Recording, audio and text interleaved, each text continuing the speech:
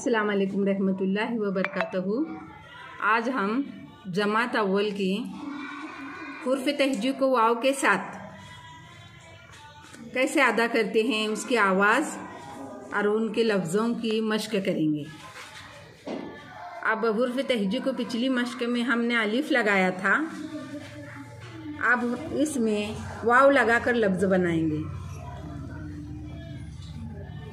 पढ़ते वक्त अ को वाव ओ इस तरह से न कहते हुए तुलबा ने आवाज़ को ज़हनशीन कर लें।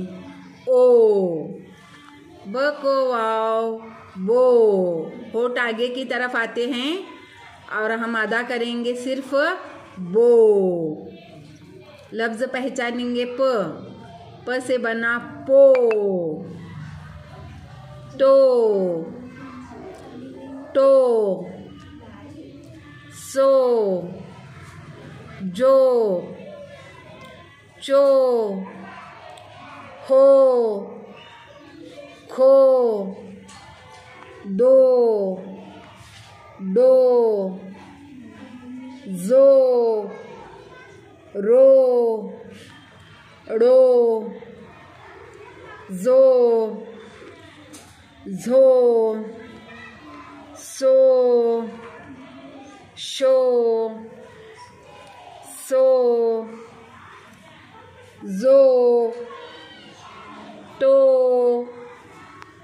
जो, ओ, गो, फो, ओ, को, गो, लो, मो, नो, ओ, हो, यो।